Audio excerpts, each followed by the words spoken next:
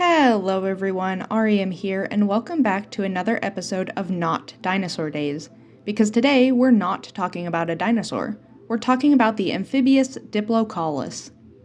Diplocaulus means double stalk, which I suppose is in reference to the shape of its head, but I think I would have named this animal after a boomerang or something similar.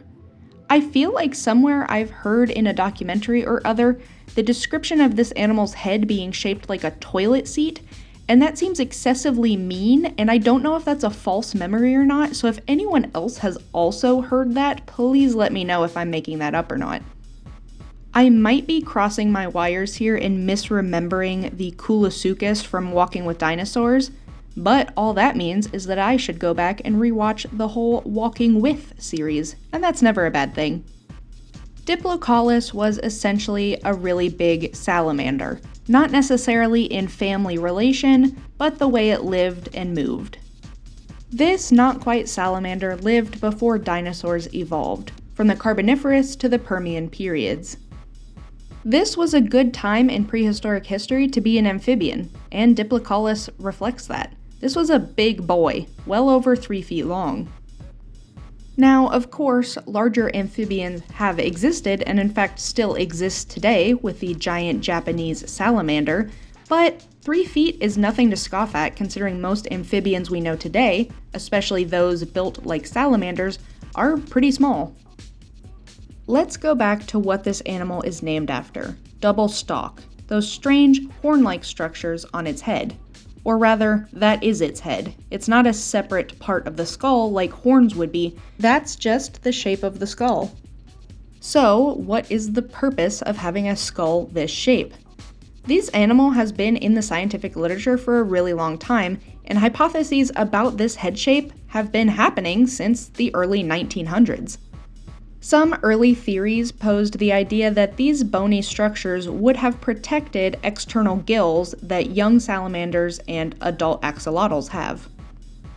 A similar theory thought that maybe these bone structures would have been anchoring points for flaps, kind of like what stingrays have, which would have helped this animal move through the water.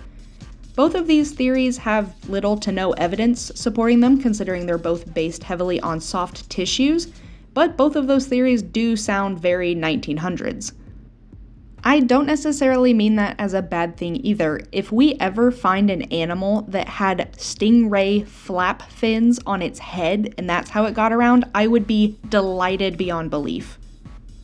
As technology and paleontology advanced though, a new theory came around, and that's the one that still is in place today.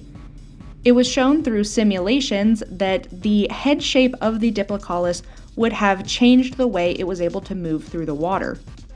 Putting full-scale models of a Diplocaulus skull in a wind tunnel and water tunnel showed that these horn structures actually gave the animal a lot of lift, meaning that by adjusting its head, it would have been able to rise up in the water really quickly. These simulations also showed that these horns allowed the animal to maintain its movement even when its mouth was open. So opening its mouth underwater did not drag it down or stop its momentum, which would be perfect for an aquatic hunter.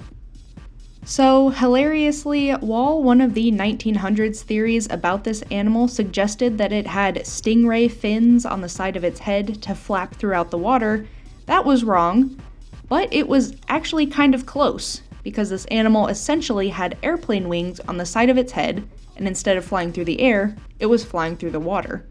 And that's pretty delightful, and should remind you to smile.